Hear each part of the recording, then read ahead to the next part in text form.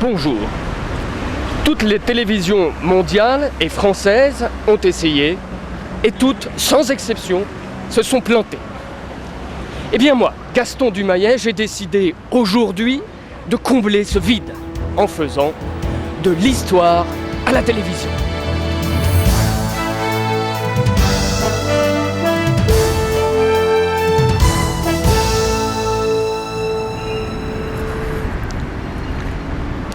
Si l'on veut comprendre notre présent, il faut observer et analyser les quelques traces qui nous restent de notre passé.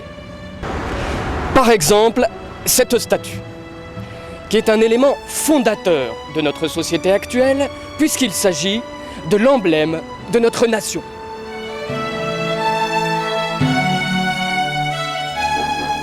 Combien de fois êtes-vous passé devant sans saisir à leur juste valeur les innombrables messages qu'elle avait à vous délivrer? Cette statue, bien qu'édifiée en 1899, est encore représentative de la mentalité du Moyen-Âge.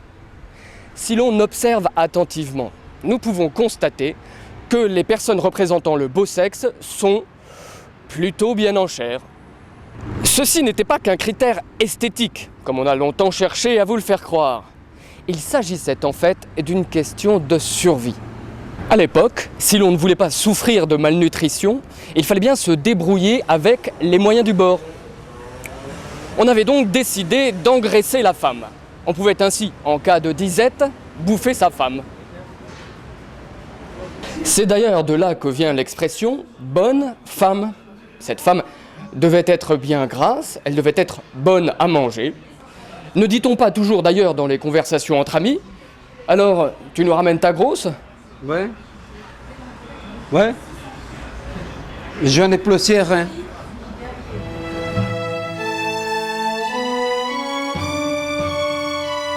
Je vous l'accorde, cette pratique de bouffer sa femme confine à la barbarie la plus rustique. Et si, aujourd'hui, on a complètement oublié cette histoire, il en reste des séquelles profondément gravées dans l'inconscient collectif féminin. La meilleure preuve, c'est le régime. Vous pensiez que les femmes cherchent à maigrir pour correspondre à des critères esthétiques. Il faut leur demander ça, je ne peux pas vous le dire moi. Mais il n'en est rien. Si elles cherchent à ressembler à des sacs à os, c'est plus pour éviter de se faire boulotter. Moi j'ai beaucoup de soucis, alors je ne m'occupe plus de ça, c'est trop vieux maintenant. Car elles se sont émancipées, et c'est tant mieux.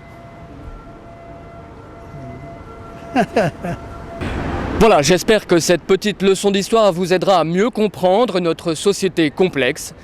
Et si désormais votre femme vous pose cette agaçante question « Oui, monsieur. Chérie, Oui. tu ne trouves pas que j'ai grossi ?» Eh bien vous pourrez lui répondre « T'inquiète pas, je ne vais pas te bouffer, le frigo est plein. » Ah, c'est bon, c'est bon.